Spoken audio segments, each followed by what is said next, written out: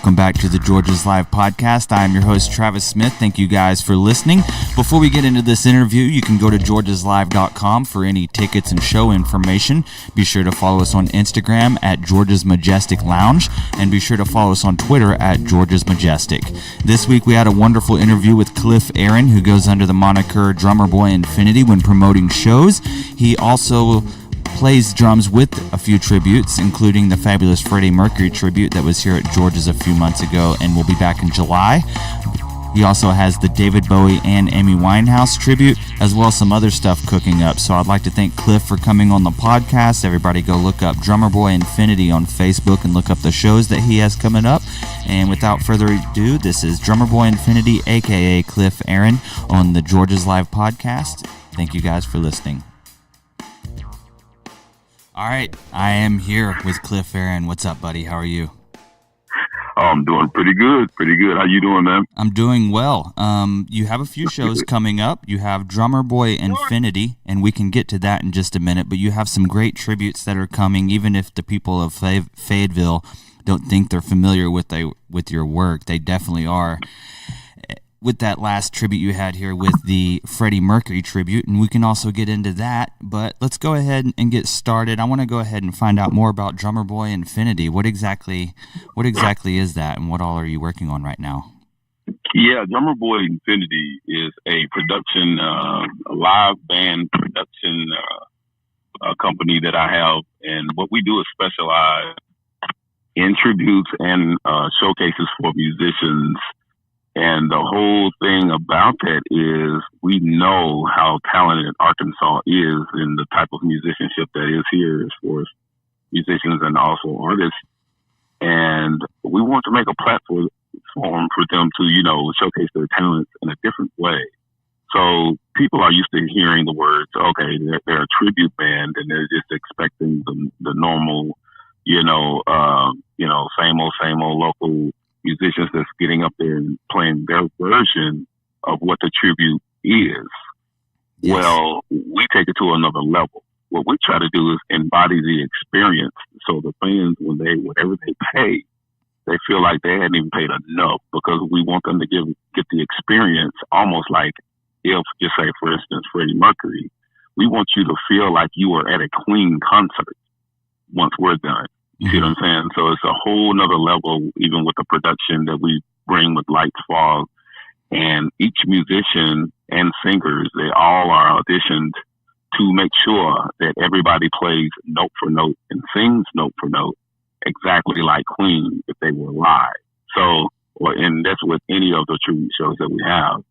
So it is an experience like none other. That we're not just saying, we're just trying to sell the show. People find that out pretty quick when they actually show up at one of our shows, that, oh wow, this is a whole different thing than I expected. Mm-hmm. And that's always worth more than anything, that you're giving the tribute its due, a true tribute, instead of just, a cover band that's trying to do a tribute show. So I'd rather lose money and make it an excellent show than to make money and just, the fans like, oh, it was okay. I don't want that. Absolutely. I want them to feel like they've gotten their money's worth plus. So you have the Freddie, let's go over these tributes that you have and kind of talk about each one. You have the Freddie Mercury tribute, which has been super hot. I think you guys sold out your last show here at George's, didn't you? Yeah, we've virtually sold out every show that we've done. Little Rock twice, George's. We have a return show coming back, and those tickets are selling like hotcakes from what we understand already. Yeah, I see you have June 29th, you're at the Rev Room, so you're doing that in Little Rock. That's where you're located, isn't it?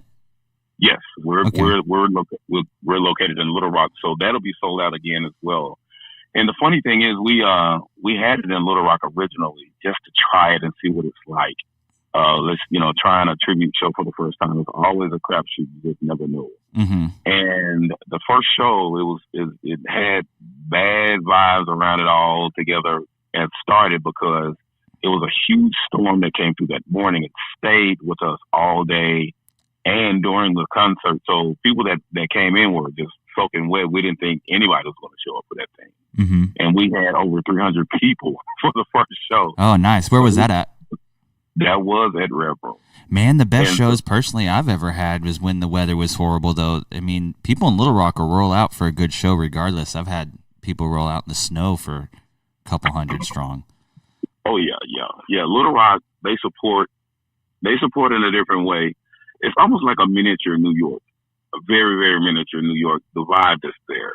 Now they will, they are kind of funny sometimes where they're judgmental a little bit sometimes, but other than that, if you got good music, they're going to love it, period. How did you, we have Randall, who is based out of Northwest Arkansas here, and Randall Shreve has been playing around here for a while and is super well respected here in our community. How'd you guys come across getting him to be your front man, to be your Freddie Mercury? Well, I am a fan of Randall Shreve and the DeVilles, and when I saw them here in Little Rock at Sticky Fingers, that's when I first discovered him. And I was like, man, that cat right there can put on a good show. He has the look and everything. And so when I thought about Freddie Mercury, not even just him singing, I thought like the guy looks like Freddie. He puts on some shades and a hat and a certain kind of uniform, he's going to look exactly like him. And when I saw him, I called him up and I was like, hey, man, I'm about to start a new tribute. And he was like, oh, okay, cool. What are you thinking about doing? And he said, what do you got in mind? I said, well, Freddie Mercury. He's like, holy crap, are you kidding me right now? Yeah, I bet for him is a dream. Yeah, because that's it for him, And he said, man, look, you don't even understand what you're asking me right now. He said, that's my dream to do that. And I said, okay, cool, man. Let's make it all work out, And he said, cool, I got to get in shape for that, though, because Freddie is a masterful, he's a singer. That's cool, but he's a performer more than anything, So I'm like, yeah. So we got to put it together. And so we went through about 15 musicians trying to get that sound and about 8 singers trying to get that sound too, because a lot of people don't know, like Queen is on tour right now, right? Mm-hmm. With Adam Lambert, which is cool. It's really cool. But even when Freddie was with them, one of the most famous songs that they do is Bohemian Rhapsody. Well, with Bohemian Rhapsody, even when Freddie was there, that the bridge, the huge bridge that everybody likes, they don't even sing that. That's all a recorded backtrack.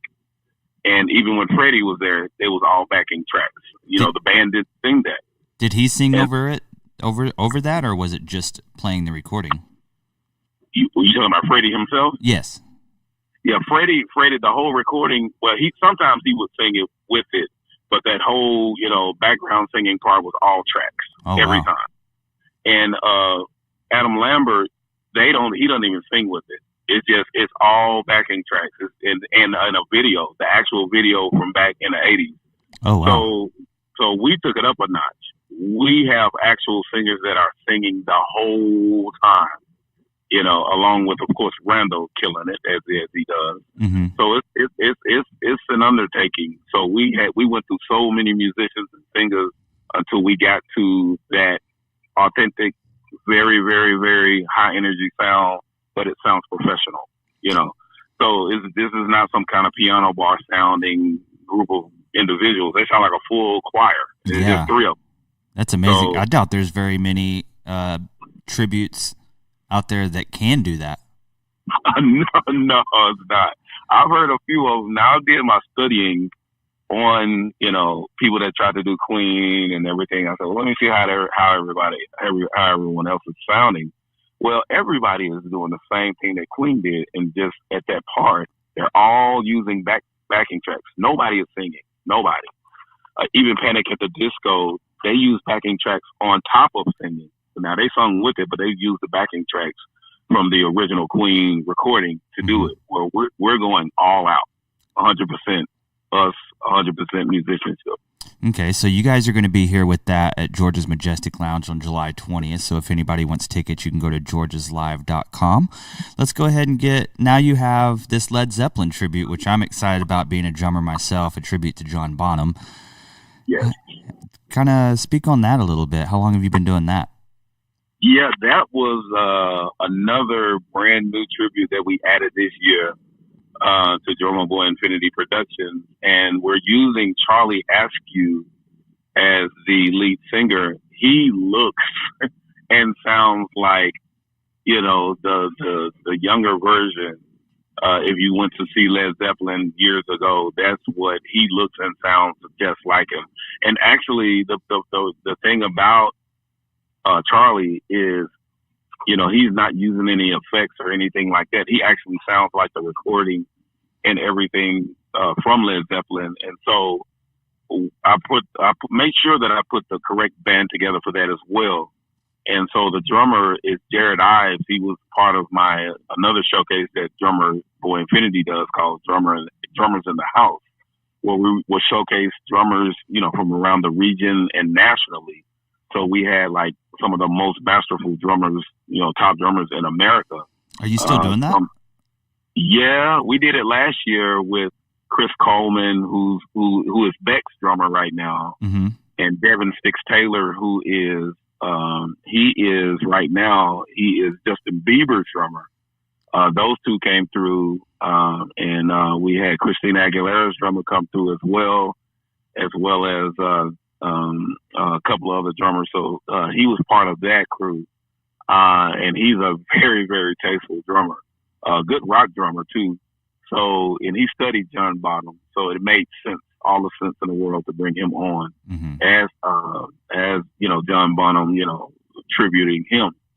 So Charlie was just, you know, an added bonus, but he sounds so much like Robert Plant and looks like him. It's ridiculous. It's scary. Like we did the show at Rev Room, and just doing sound check, we had people lined up just listening to him outside, like, who in the world is that singing? Couldn't even believe how good he sounded. They thought it was a recording, and it was Charlie. Wow. Well, yeah. Let's see. We've got that coming here to George's on June 28th, and it looks like you are doing that in Little Rock as well? Yes. Well, we did it in Little Rock already. We'll do a return show there probably at the end of the year. Okay. But that did really well at Rev Room for the first time. Like I said, with the first time tributes, it's always difficult to know what it's going to do. Yeah, it's weird to know what's going to hit and what's not. I had a Pink Floyd one, and I play in a Sublime tribute as well, and it comes down to markets and stuff too. I noticed if you go to a certain city, you might only pull 75 to 100 people, and then you go to another one and 500 people roll out for the first time just to see it. Exactly. And see, that's the nervousness that we had when we went to Springfield, Missouri. You know, they have a new place there called the Riff, and mm-hmm. It's a nice venue. And so like 550 people can get in there. And so the owner was like, well, man, you know, you can try it here. You know, do you want to bank on yourself and, you know, do a door deal? And I was like, yeah, I know what kind of product we have. And he was like, okay, we'll see. Man, we sold that joker out, and it was at wall to wall. I was talking to somebody just today about tributes, and they were asking kind of how they work. Do they usually do well? And I was like, well, a lot of times it's a band that is gone that you can't catch anymore, or it's a band that tickets are $250 and it's kind of a once in a lifetime thing. But if you can get a really good group of local musicians or regional musicians together to do it right, it could be a really cool experience and a cool thing. I know Springfield is they love tributes and covers there. You got the mixtapes out of there and a few other bands. We had the same type of experience at the Outland Ballroom, where the first time we played there, we were like 20 people short of selling it out, and everybody has a good time because they're bringing the love that they have for that band and kind of sharing it with you that evening. Exactly. And that's what you want, you know, and like you said the key words, really good musicians, you know, seasoned musicians that are there to pay tribute and to play it, you know, as close, note for note or close to it as possible, to give a true tribute and homage to whoever you're, you know, tributing. Then the fans really love it. Then, you know, even if you do a return, you know, you're probably going to sell it out or or it's going to sell out extremely quick as soon as the tickets go on sale. Mm-hmm. It's just one of those things, man. You're right. There's also a third tribute, a Prince tribute that I'm personally super excited about. Yeah. Who doesn't like Prince? Yeah. You can pick like the three best, most fun ones to handle. It looks like you gotta. Yeah, it's that Prince tribute. I'm gonna tell you something, man. That's been going for a few years now, and like I said at the beginning, man, we just loved Prince, and that's around the time he was doing, around his final tours, and we did a Prince tribute just because we liked Prince, and he hadn't came to Little Rock in so long, and we almost sold that out at Rev Room when we did that, and then a month and a half later, I was on a job site because I own a bricklaying company too. Mm-hmm. And we were on a job site and I got a frantic call from several people. Like, I was like, why is my phone blowing up like this? And then I had 30 missed calls and I'm like, okay, something's going on. And so I finally answered one call in particular from my friend Chris King. And he was like, did you hear the news? And I'm like, what are you talking about? He said, man, Prince just died. And I know Chris there is a big Prince fan. It's like his fave. He is the Prince fan. He is the man. I know a lot of people that love Prince, and nobody loves Prince more than this man. And that, of course, that hurt him deeply. But we talked about it. But man, everybody was like, "You have to come back at that tribute show." But ever since then, like we've upped it a notch every time. So it's not the same exact show. You know what I'm saying? So we do sections from Purple Rain, from his newest material, Musicology, and then we do a production side where we do a section of songs that he produced that nobody even knew he produced. And that always wows the crowd. They're like, wow, we didn't know he did that. We didn't know he produced and wrote Manic Monday. Like a lot of people didn't know that. Mm-hmm. And Sinead O'Connor's Nothing Compares, he did it first. He wrote it. That's his song. It's a lot of songs. Songs even by Tevin Campbell, Love You Forevermore, that R&B tune, that was Prince. So he has a lot of influence. So we do different sections of that. And of course, there's a huge Morris Day in the Time section that's always a crowd favorite for sure. We have Nick Harris performing as Morris Day, and he comes out full Morris Day with a big 6-foot mirror, that guy that plays Jerome that has a big suit on, and just, oh my God, it's hammed up for that section. It's crazy, man. Let me ask you, how'd you get into this promotion game and throwing these shows? Was it something you just jumped into, or did you try a few shows out, or is it something you've been doing forever? No, I've only been doing shows for maybe 5 years now, going on 6. And I was a touring drummer. So I toured a lot with Matt Stell, who's a country artist, but he lives in Nashville now. And I also toured a little bit with Casey Donahue Band, and I also toured with Outlaw Nation, mm-hmm. which is a rock reggae band from New Orleans, and we toured with 311 and a lot of other bands from back in the day. It's crazy, man. But the thing is, when I was on these tours, I always took notes because I always wanted to do shows back home because I was so used to being a hired drummer, and I hated the way people put shows on because you'll have a whole crop of singers and musicians, they'll perform at these certain venues and everybody's performing the exact same crap. And I hated it. I hated it so much. And I said, man, look, there's better out here than this. Mm-hmm. And so I made it my point to take notes on how these other places like in New York, and Chicago, and then when I went to Vegas and LA and San Francisco and saw those live band venues and saw how some people put shows together also with festivals. And I said, man, that's how you're gonna do it. Do it that way. Even if you're local, don't look local. Don't feel local. And so when I put shows on, when they come to a Drummerboyinfinity show, I don't want it to feel like a local show.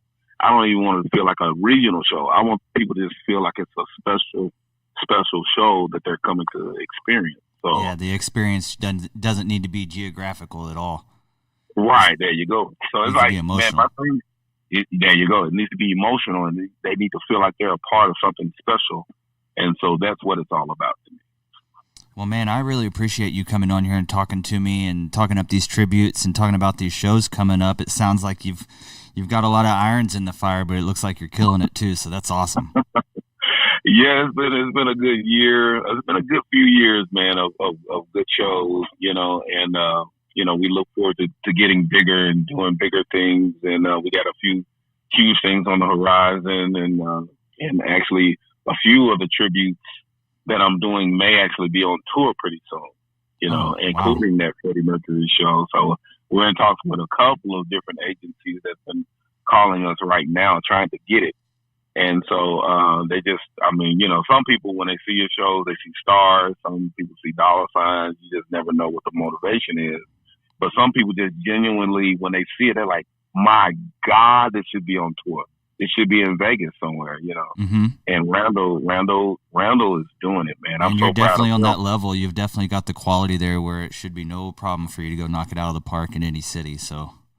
Oh, for sure, man. I have all the confidence in the world in that, for sure.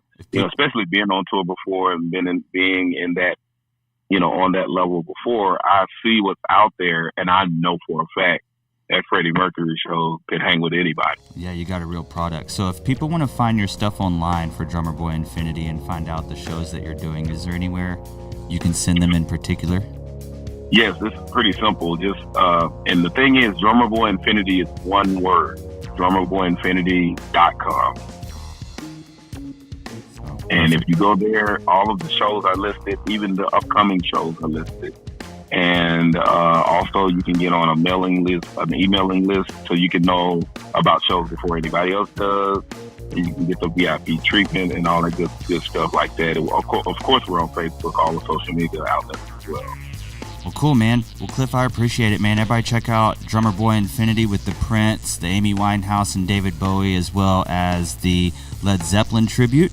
And be sure to go to georgeslive.com, check out the calendar, get tickets. And Cliff, man, I appreciate you coming on the podcast. Travis, I really appreciate you guys. Cool. All right, man. Thank you, and I will see you soon. All right. See you soon, man. All right, you're listening to the Georges Live podcast. That was Cliff, Drummerboyinfinity. He has these wonderful tributes coming up. Be sure to go to Georges Live and check out when those shows are going down. Get yourself some tickets if you guys want to get a table. You can call 479-527-6618. And be sure to go to Instagram. Follow us there at George's Majestic Lounge. On Twitter at George's Majestic. And thank you guys for listening, and see you soon. You're listening to the Georges Live podcast. See you next time.